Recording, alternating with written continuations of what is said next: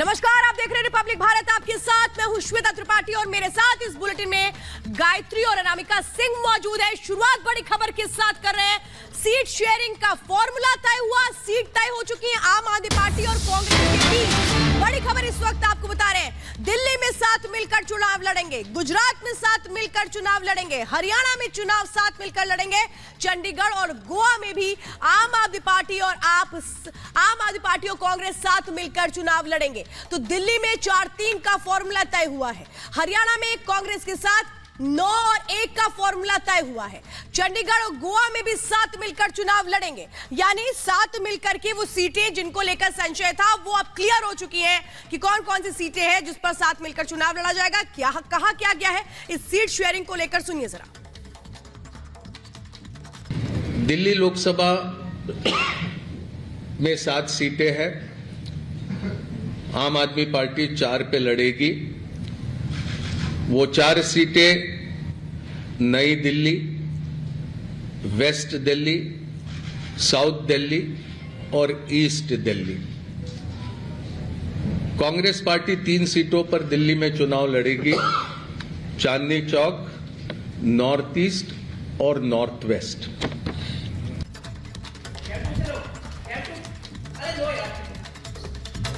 तो सीटों को लेकर समझौता तय हो चुका है, क्योंकि जिस तरीके से अगर बात की जाए तो दिल्ली में 4 सीटों पर आप चुनाव लड़ेगी, जबकि 3 सीटों पर कांग्रेस की ओर से चुनाव लड़ने को लेकर के बात सामने निकल कर आ रही है। तो देखिए किस तरीके से दिल्ली में लोकसभा सीटों की संख्या 7 है और 7 में 4 पर आप चुनाव लड़ेगी, जबकि 3 पर कांग्रेस चुनाव लड़ेगी। अब बता देते हैं आपको कौन कौन सी सीटें हैं जहां से सीट चुनाव लड़ने को लेकर के बात तय हुई है। अगर बात की जाए सीटों को लेकर के तो आप पश्चिमी दिल्ली, दक्षिणी दिल्ली, पूर्वी दिल्ली और नई दिल्ली में चुनाव लड़ेगी, जबकि कांग्रेस 3 सीटों पर, जिसमें उत्तर पूर्वी दिल्ली, उत्तर पश्चिम दिल्ली और चांदनी चौक, यानी कि दिल्ली के 7 सीटों में से 4 पे आप चुनाव लड़ेगी, जबकि 3 पर कांग्रेस चुनाव लड़ेगी। इसका फॉर्मूला सेट हो गया है, तय हो गया है। मुकुल वासनिक ने बाकायदे यहां पे प्रेस कॉन्फ्रेंस करके जानकारी साझा की है और जो सीटों का फॉर्मूला है उसको लेकर जानकारी दी है यहां पे। और वहीं आपको बता दें गुजरात में भी आम आदमी पार्टी और कांग्रेस के बीच गठबंधन हो गया है। 24 और 2 का रेशियो रखा गया है। 24 और 2 के फॉर्मूले के तहत आम आदमी पार्टी और कांग्रेस चुनाव लड़ेंगे। आपको बता दें 2 सीटें आम आदमी पार्टी को दी गई है, भरूच और भावनगर सीट। भरूच को लेकर अहमद पटेल की बेटी और बेटे दोनों ने नाराजगी जाहिर की थी, क्योंकि वो चाहते थे कि कांग्रेस का उम्मीदवार यहां से चुनाव लड़े। अहमद पटेल की वो कर्मभूमि भी रही है, लेकिन इस बीच जो जानकारी मिल रही है, अब भरूच भावनगर सीट पर आम आदमी पार्टी लड़ेगी चुनाव, तो वहीं 24 सीटों पर कांग्रेस। गुजरात में 26 लोकसभा सीटें हैं, 24 पर कांग्रेस लड़ेगी, 2 सीटों पर आम आदमी पार्टी के प्रत्याशी रहेंगे।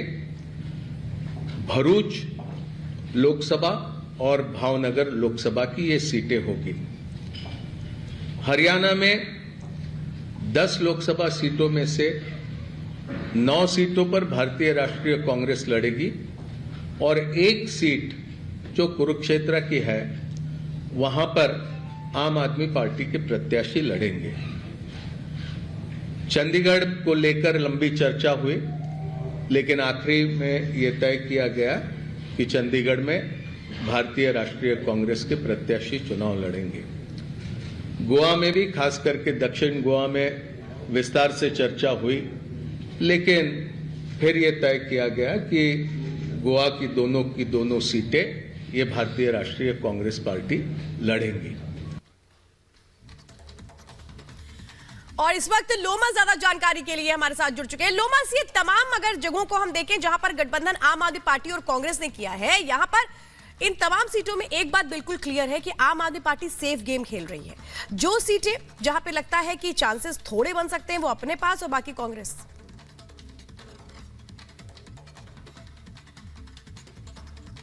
क्योंकि जिस तरीके से आम आदमी पार्टी, आपने शुरू से देखा होगा कि जब इंडिया अलायंस का पूर्णतः गठन हुआ तो और आम आदमी पार्टी उसको लेकर के कहीं ना कहीं अस्वस्थ पहले तो महसूस कर रही थी, लेकिन आपने देखा कि धीमे धीमे कि जितने भी घटक दल थे वो अलग होते गए, लेकिन आम आदमी पार्टी कांग्रेस का पीछा नहीं छोड़ी और आज पूरी तरीके से स्थिति क्लियर हो गई। जिस तरीके से पहले प्रेस वार्ता की गई और प्रेस वार्ता करके ये बताया गया कि 5 राज्यों में आम आदमी पार्टी और कांग्रेस मिलकर के चुनाव लड़ेगी। और साथ ही आपने देखा कि दिल्ली में भी 4-3 का रेशियो रखा गया, हरियाणा में 9-1 का रेशियो रखा गया। तो इससे स्थिति साफ हो जाती है कि आम आदमी पार्टी अपने आप को सेफ रखना चाहती है और सेफ जोन बना करके रखना चाहती है एक बड़ी पार्टी के साथ।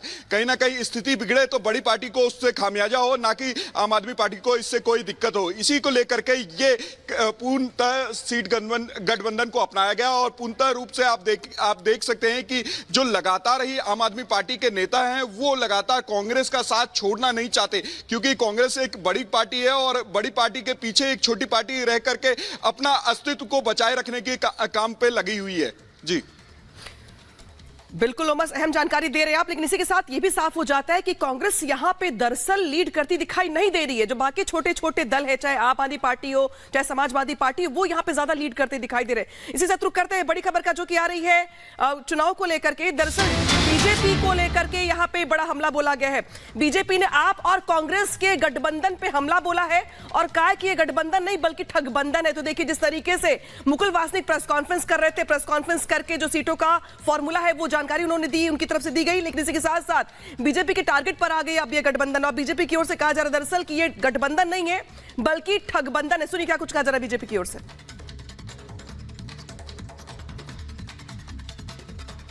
आज आम आदमी पार्टी और कांग्रेस के बीच में गठबंधन हो गया। मैं इसको गठबंधन नहीं बोलूंगा, ठगबंधन बोलूंगा, क्योंकि पंजाब में तो एक दूसरे को गाली निकालेंगे लेकिन दिल्ली के अंदर गलबगियां करते हुए लोगों से वोट मांगेंगे। अब पंजाब के लोगों को ठगना हुआ या दिल्ली के लोगों को ठगना हुआ, ये तो लोग डिसाइड करेंगे। लेकिन राहुल गांधी जी और सोनिया गांधी जी के बारे में क्या क्या नहीं बोला अरविंद केजरीवाल ने, सबको पता है। यहां तक कि अरविंद केजरीवाल ने सोनिया गांधी को अरेस्ट करने के, गिरफ्तार करने की मांग तक करी थी। और राहुल गांधी के बारे में क्या क्या नहीं बोला था, तो अब जनता डिसाइड करेगी। और मैं थे, हमारा कई राज्यों के अंदर कांग्रेस के साथ गठबंधन आज अनाउंस हुआ है। दिल्ली के अंदर आम आदमी पार्टी 4 सीटें लड़ेगी, कांग्रेस 3 सीटें लड़ेगी। हरियाणा के अंदर आम आदमी पार्टी 1 सीट लड़ेगी, बाकी सीटें कांग्रेस लड़ेगी। गुजरात के अंदर आम आदमी पार्टी 2 सीटें लड़ेगी, भावनगर और भरूच, बाकी सीटें कांग्रेस लड़ेगी। चंडीगढ़ और गोवा की सीटों पे जो हमारी चर्चा हुई उसमें वो सारी सीटें कांग्रेस लड़ेगी, आम आदमी पार्टी वहाँ नहीं लड़ेगी। पंजाब में हम दोनों इंडिपेंडेंटली, आम आदमी पार्टी और कांग्रेस दोनों लड़ेंगे। असम में 3 सीट पर जो आम आदमी पार्टी ने कैंडिडेचर अनाउंस किया है, क्या यह माना जाए कि उन तीनों सीटों पर आम आदमी पार्टी चुनाव लड़ेगी? असम के अंदर अभी जो है बातचीत खुली है, अभी असम की बातचीत क्लोज नहीं हुई है। और इधर से दिल्ली, गुजरात और हरियाणा में सीट अगर ठीक, देखिए दिल्ली के अंदर जो सीटें हैं जो आम आदमी पार्टी को लड़नी है वो है साउथ दिल्ली की सीट, न्यू दिल्ली की सीट, ईस्ट दिल्ली की सीट और वेस्ट दिल्ली की सीट। कांग्रेस के पास जो सीटें दिल्ली में आई हैं वो है चांदनी चौक, नॉर्थ ईस्ट और नॉर्थ वेस्ट। हरियाणा में आम आदमी पार्टी के पास कुरुक्षेत्र आई है और गुजरात के अंदर भावनगर और भरूच आई है। हरियाणा, जिसमें गुजरात, जिसमें चंडीगढ़, जिसमें गोवा शामिल है। और मुझे खुशी है इस बात की कि इंडिया गठबंधन इन सारे राज्यों में मजबूती से चुनाव लड़ेगा। थोड़ा जनता जानना चाहेगी कितना मुश्किल और कितना आसान रहा इन गुत्थी को सुलझाना आप लोगों के लिए, जो कि कई दौर की बैठक हुई, इसमें आप भी शामिल रही, खास करके भरूच का सीट जिसको लेकर कांग्रेस भी काफी इमोशनल थी, आखिरकार आपकी झोली में आई। देखिए मुझे लगता है कि चाहे कांग्रेस पार्टी हो चाहे आम आदमी पार्टी हो, हमने देश हित को आगे रखा है, पार्टी हित के बारे में नहीं सोचा है।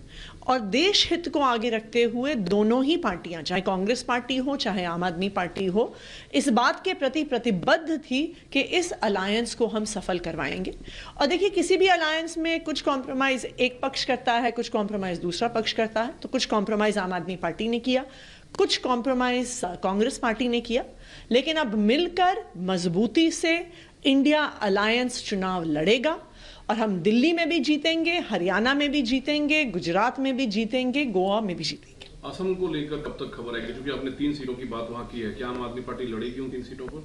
अभी उस पर जल्द फैसला हो जाएगा। आखिरी सवाल मैम है, जो स्टार प्रचारक हैं चाहे आम आदमी पार्टी में मुख्यमंत्री साहब की बात करें, तो मुख्यमंत्री साहब क्या देश में बाकी सीटों पर भी चुनाव प्रचार करेंगे जहां सीधी कांग्रेस पार्टी चुनाव लड़ेगी?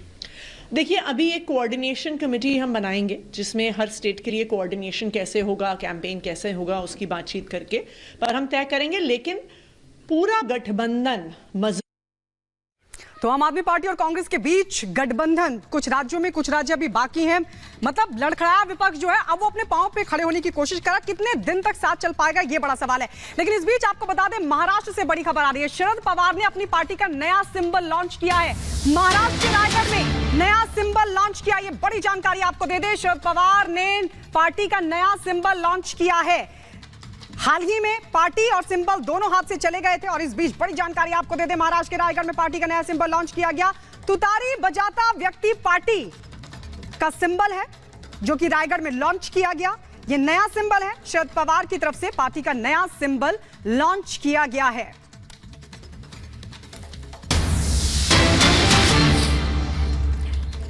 और इस वक्त एक और बड़ी खबर आपको बता दें, दिल्ली में बीजेपी की अहम बैठक हो रही है। ये बड़ी जानकारी इस वक्त आपको बता दें, जेपी नड्डा की अगुवाई में बीजेपी की ये बड़ी बैठक जारी है। प्रभारियों के साथ मंथन हो रहा है। संगठन से जुड़े लोग भी इस बैठक में मौजूद हैं। जैसे जैसे चुनाव करीब आ रहा है वैसे वैसे बैठकों का दौर लगातार बढ़ता चला जा रहा है। और आप ये देख रहे हैं, आज एक और अहम बैठक है बीजेपी की। ये जानकारी मिल रही है कि जो पदाधिकारी हैं उनके साथ ही बैठक है। जेपी नड्डा की अगुवाई में ये बैठक हो रही है। यानी कि आप ये समझिए, बहुत सारी ऐसी सर्वे रिपोर्ट्स भी हैं जो सामने आई हैं। कई सर्वे करवाए जा रहे हैं पार्टी की ओर से और यही वो चीजें हैं जो चुनावी रणनीति के तौर पर आगे बढ़ रही है कि आखिर किसे टिकट दिया जाए, किसे ना दिया जाए। एक और बड़ी खबर आ रही है, जहां पे लोकसभा चुनाव की तैयारी में जुटी है बीजेपी। यूपी को लेकर आज दिल्ली में बड़ी बैठक होने वाली है। शाम 5 बजे अमित शाह के घर पर यह बैठक होगी। इस बैठक में मुख्यमंत्री योगी आदित्यनाथ के साथ दोनों डेप्यूटी सीएम यानी कि केशव मौर्य, ब्रजेश पाठक भी शामिल रहेंगे। बैठक में बीजेपी अध्यक्ष जेपी नड्डा भी शामिल हो सकते हैं। लिहाजा देखिए, जो बहुत महत्वपूर्ण हो जाती है। इसी के साथ साथ लोकसभा चुनाव के अलावा एमएलसी चुनाव, जिसकी सीटें खाली हो रही हैं, उसको लेकर भी यहां मंथन किया जाएगा। और दरअसल इस बात को लेकर मंथन किया जाएगा कि कौन कौन वो चेहरे हैं संगठन के जिनको एमएलसी के लिए, जिनका नाम आगे बढ़ाया जाए। लिहाजा यूपी को लेकर के ये बैठक अहम हो जाती है, जहां पे लोकसभा चुनाव को लेकर कई अन्य मुद्दों पे भी चर्चा होनी है, बातचीत होनी है। और चलिए अब बात कर लेते हैं बिहार की। बिहार में